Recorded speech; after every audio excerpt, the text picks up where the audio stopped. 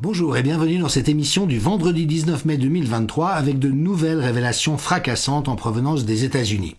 Vous vous souvenez que le rapport du procureur fédéral Durham, publié publiquement lundi, a démontré l'absence totale d'éléments concrets à l'appui des accusations portées par le clan démocrate et l'appareil d'État américain, le FBI, contre Donald Trump de collusion avec la Russie.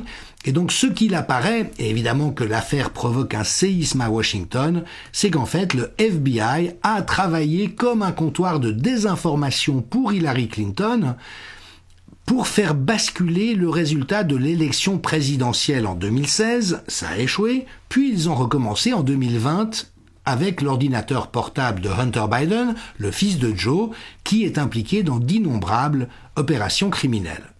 Et donc le FBI a pris parti et ourdi un complot, on peut alerter Conspiracy Watch, contre le peuple américain pour faire croire des choses fausses. Et donc d'après les ténors du Parti républicain, le FBI est devenu une organisation terroriste nationale qui a mené une campagne pour truquer une élection présidentielle. Évidemment, c'est d'une gravité extrême, mais ça ne s'arrête pas là, puisqu'il apparaît également que le FBI a saboté une investigation sur la fondation Clinton qui semble être impliquée dans un ensemble de choses pas nettes. Donc, on fait mousser la population pendant des mois avec quelque chose de faux, et là où il y a de réels indices de problèmes, on sabote l'enquête. Et puis, des lanceurs d'alerte ont témoigné devant une commission d'audition du Congrès hier comment ils avaient été harcelés, persécutés, mis sous pression et menacés pour avoir tenté de révéler la vérité, notamment sur la pseudo-invasion du Capitole le 6 janvier. Lors de ces événements, les lanceurs d'alerte ont témoigné qu'il y avait un très grand nombre d'agents du FBI infiltrés parmi les manifestants et que ce sont eux qui ont commis les exactions. Et donc que toute l'affaire n'était rien d'autre qu'une manipulation. Elon Musk a tweeté rapidement en disant « Mais c'est quoi cette affaire ? C'est vraiment purement de la folie !» Et les médias mainstream et le camp démocrate, eux, tirent profit du fait que ces lanceurs d'alerte ont été harcelés par leur agence, puis même licenciés, en disant, voyez, ce sont des conspirationnistes et c'est pour cette raison que le FBI les a licenciés, mais évidemment que ça ne saurait faire illusion très longtemps. Donc tout ceci, évidemment, est d'une gravité extrême et prend des proportions extrêmes. Jim Jordan, un représentant en vue, s'est arrangé pour faire auditionner le procureur Durham sous serment, de sorte à ce que le Congrès soit informé des tenants et aboutissants de toute cette affaire. Et donc tout le monde se demande quand Hillary Clinton finira par être arrêtée, car elle a conspiré contre la démocratie en instrumentalisant l'appareil d'État. Et la représentante Green, une autre membre influente du Congrès, vient d'annoncer qu'elle a déposé des articles de mise en accusation en vue d'une destitution, impeachment, contre le directeur du FBI, Christopher Wray, le procureur général Merrick Garland, le secrétaire de la sécurité intérieure et le président Joe Biden. En disant, tous ces gens ont conspiré contre la démocratie, ils ne sont pas dignes d'occuper les fonctions qu'ils occupent. Et ce qui est extraordinaire dans ce genre de cas, c'est vraiment l'autisme des responsables en question. Donc, vous voyez la porte-parole de la Maison-Blanche, Karine Jean-Pierre, qui, à la question d'un journaliste, est-ce que vous avez des réactions au rapport Durham, a dit non, je laisse ça au département de la justice, alors même que ce qu'il apparaît, c'est que le département de la justice est totalement instrumentalisé et corrompu. Et Karine Jean-Pierre de dire non, je ne parlerai pas de ce sujet-là. Mais donc, s'il y a une chose à retenir de cette affaire, elle est résumée ici, non sans humour. Il est maintenant clair que les seuls à ne pas être impliqués dans la collusion entre la Russie et Trump sont la Russie et Trump. Et comme je l'ai souvent évoqué ici, au titre des crimes d'État contre la démocratie. Les lois ne veulent rien dire quand vous êtes gouverné par des criminels. C'est évidemment le cas en France également. Faut-il rappeler que Macron a été élu à la faveur d'un putsch. Il s'agissait de torpiller la candidature de François Fillon pour ouvrir un boulevard à Macron, qui n'est plus en face de lui que Mélenchon et Marine Le Pen à tour de rôle, et donc soit assuré du pouvoir pendant de nombreuses années. Et ça veut dire qu'en France aussi, l'appareil d'État, bien sûr, a été instrumentalisé par des pouvoirs mafieux. Pour rester aux États-Unis, autre révélation dans le Wall Street Journal, Jeffrey Epstein, criminel pédosexuel et agent des services de renseignement américains et israéliens, aurait fait un virement de $270 000 pour Noam Chomsky, le fameux contestataire très pro-vaccin, ainsi qu'à d'autres personnes. Nous y verrons plus clair assez rapidement, je l'espère. Et puis un fait divers, aux États-Unis, puisque Elon Musk, sur Twitter, c'est désormais là que ça se passe, a attaqué George Soros, un autre soi-disant philanthrope, mais qui en fait est un personnage dont l'influence est extraordinairement délétère sur les démocraties. Et Musk l'a comparé avec un héros de bande dessinée américain extrêmement connu, Magneto, qui vraiment est le sale type des sales types. Et alors que ça générait un certain nombre de réactions sur Internet, Elon Musk a remis la compresse en disant non, Soros est quelqu'un qui déteste, qui hait l'humanité. Tel est son point de vue.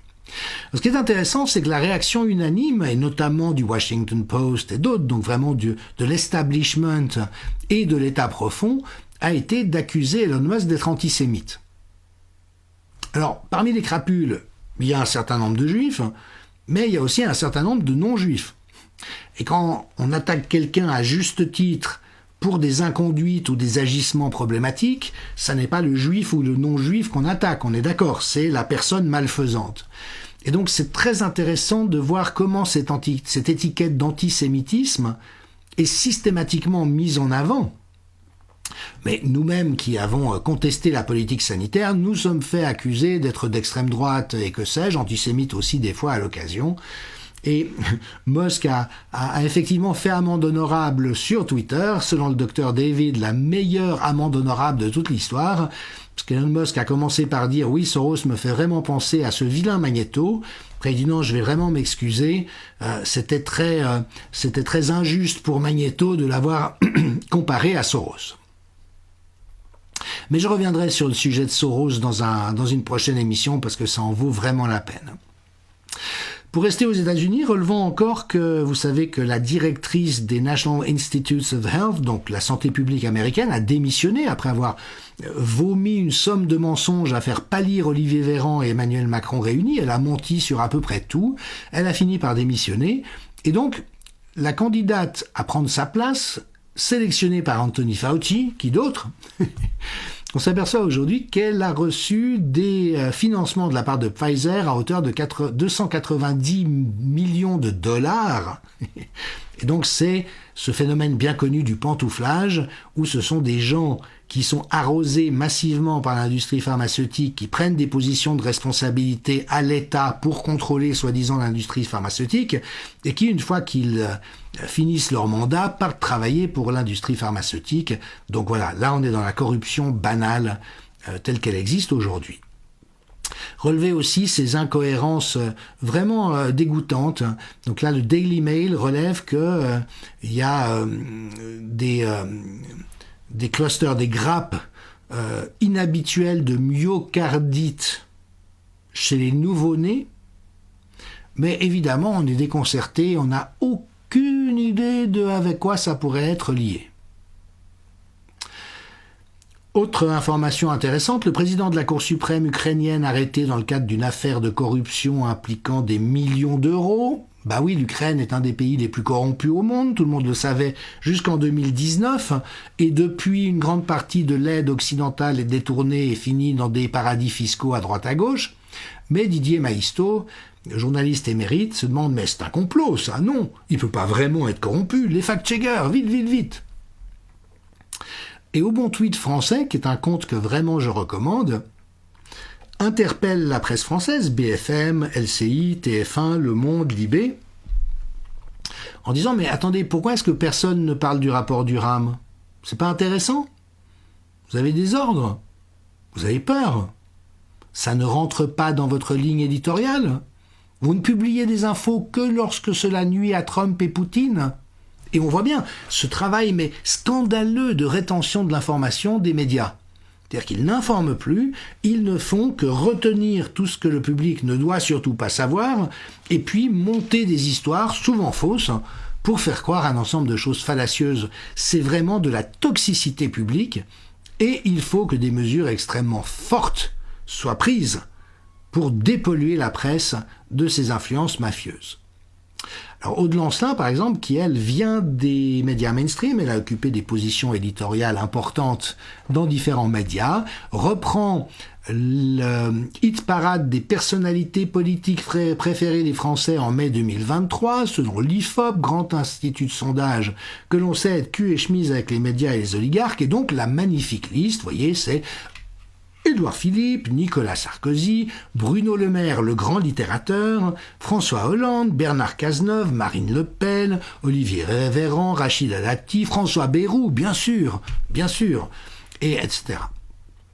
Et Aude Lancelin conclut de manière facétieuse le grand bingo de la loose.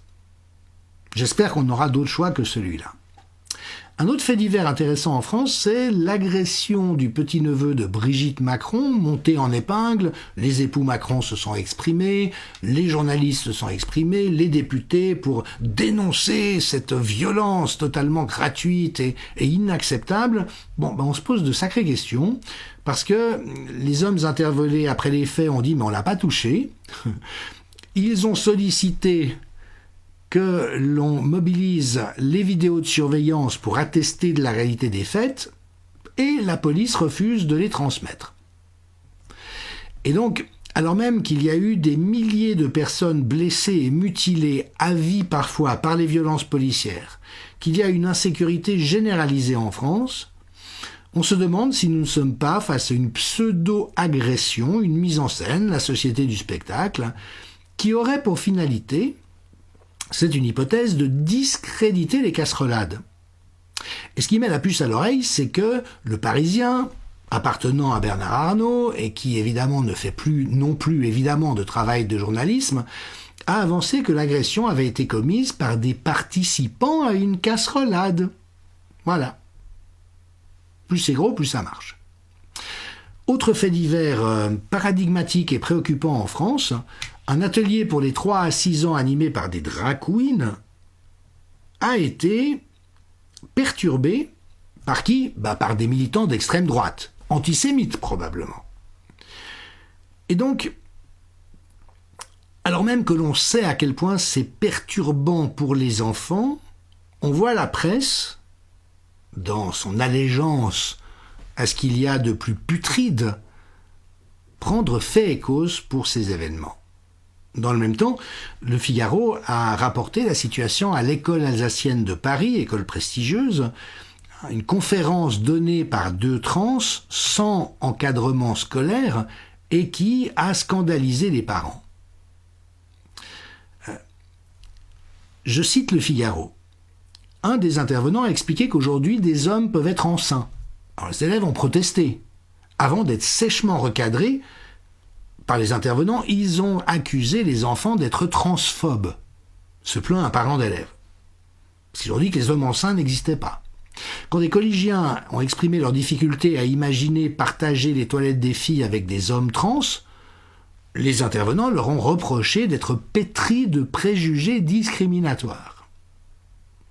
Et avec une forme de prosélytisme en faveur du transgenrisme selon certains parents, leurs enfants se sont en effet vus expliquer que si un adolescent n'est pas bien dans sa peau, c'est qu'il est peut-être trans, et que cette question n'a pas forcément à être abordée avec un psychologue ou les parents. Être trans, c'est un feeling, c'est comme le blues. Ont agité les intervenants qui ont également déclaré devant leur jeune public dire qu'il y a seulement 2 sexes est une représentation datée et c'est faux. Alors vous voyez, c'est infiniment problématique, parce qu'on sait que cette propagande est profondément malsaine, Plusieurs personnes m'ont questionné sur la documentation que je peux fournir à l'appui de mes analyses sur l'agenda favorisant la pédocriminalité de l'OMS. Donc je vous renvoie à l'excellent blog de Patrice Giberti, qui est historien, c'est un blog qu'il vaut la peine de suivre de toute manière, et qui a mis à disposition tout ce que nous avons abordé, de sorte à ce que les personnes qui aient des doutes puissent vérifier, mais cela fait bien partie du plan de l'OMS de légaliser la pédophilie. Et heureusement qu'il y a des associations comme SOS Éducation ou les Mamans Louves qui vraiment montrent la gravité extrême et à quel point il faut mettre en échec à tout prix cela aujourd'hui. Et vous voyez, une association américaine, Personnes gays contre les abuseurs sexuels, dit rien de tout ceci est normal, il ne faut absolument pas le laisser devenir normal, le normaliser. Et avec cette phrase qui vraiment va à l'essentiel, les adultes normaux ne se mettent pas en colère quand on les empêche de parler de sexe avec les enfants. Les prédateurs et les pervers, si. Et donc vraiment, cet agenda woke porté actuellement par le gouvernement doit être mis en échec parce que c'est du délire, comme cette requête de Karine Thibault, qui elle demande que l'on retire la mention du sexe sur les cartes d'identité. Elle dit que ça n'est pas nécessaire pour identifier quelqu'un, et c'est une blessure pour les trans et les non-binaires. Moi, je vais demander qu'on ne parle plus jamais des personnes chevelues, parce que c'est une blessure pour ma calvitie. Non mais, on mesure le degré de délire dans lequel on est, et nous avons à ne pas le tolérer. Faisons un bref détour par Nicolas Sarkozy, qui donc a été condamné en appel pour corruption dans l'affaire Bismuth, 3 ans de prison dont 1 ferme sous bracelet électronique à domicile. Didier Maistre a relevé, lui qui a enquêté pendant de longues années sur le système Sarkozy, ce vaste système de corruption, donc Maistre relève que maintenant qu'il est condamné, on entend toutes sortes de voix télévisuelles et parlementaires, ne connaissant rien à ces dossiers, parlant avec une indication théâtralisée d'acharnement judiciaire. Mais c'est juste absurde. Il était corrompu, il a commis des délits, il est condamné. Je veux dire, arrêtez. Vérity France, qui pose la question avec facétie, à l'époque, Nicolas Sarkozy, en 2015, disait « Je souhaite qu'il n'y ait pas de mesure d'aménagement de peine pour les peines supérieures à 6 mois ». Donc Vérity demande, du coup, il aménage sa peine lui-même ou pas? Et puis, au chapitre des bonnes nouvelles, je n'ai pas l'habitude de me réjouir du malheur des autres, mais un média suisse, ID News, qui a eu des positions lamentables et abjectes depuis des années, c'est-à-dire qu'ils ont cédé à la désinformation, à la falsification, au blanchiment d'informations fausses, de propagande et de harcèlement, finalement, a creusé sa tombe et va être mis sous la tutelle du temps qui lui-même est en pleine dégénérescence. Donc mon commentaire, bon débarras, la place des détritus est à la poubelle, mais vraiment, on est dans un degré de fraude et de falsification de la part de gens qui, de surcroît, ont eu le toupet de s'appeler eux-mêmes les scientifiques de l'information. Ce qui montre au besoin qu'ils n'ont rien compris ni à l'information ni à la science. Et une épitaphe en leur honneur, ainsi que pour tous les médias qui tombent dans le même travers, cette phrase de Camus, « Les faits sont les faits » et qui dit que le ciel est bleu quand il est gris, prostitue les mots et prépare la tyrannie. Restons au chapitre des menteurs pathologiques. Le président de la Confédération suisse et ministre de la Santé, qui n'a cessé de prendre des engagements qu'il n'a jamais tenus, qui a menti de manière répétée à la population, cette fois-ci à l'occasion d'une prochaine votation qui portera sur la prolongation du certificat Covid, dit « Je garantis que le certificat ne sera pas réintroduit en Suisse ». Alors que le 14 avril 2021, il avait garanti qu'une fois que tous les Suisses qui le souhaitaient se seraient fait vacciner, toutes les mesures seraient levées. Et quand cela a été le cas, il a imposé le pass sanitaire. Donc on voit le degré de confiance qu'on peut faire à des gens comme ça. Bonne nouvelle toutefois en provenance de la Suisse, le Conseil fédéral est prêt à inscrire l'argent liquide dans la Constitution. Et en fait, il y a une initiative populaire, comme c'est possible en Suisse, qui est en voie de récolte de signatures.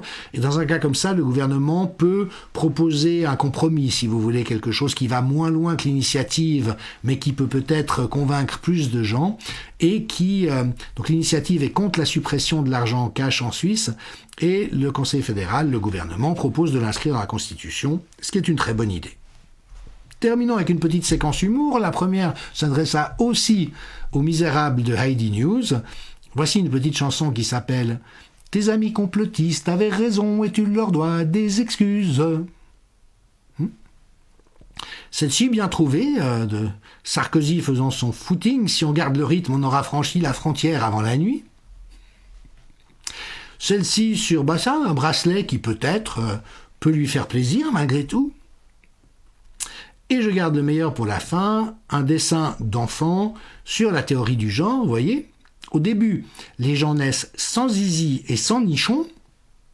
Ensuite, la société patriarcale leur fait pousser des zizis et des nichons sans leur demander leur avis. Et alors, celui à qui a poussé un zizi dit « j'aurais préféré des nichons ». Celle à qui a poussé des nichons a dit « j'aurais préféré un zizi ». C'est vraiment pas juste. Allez, bon week-end à vous et à lundi.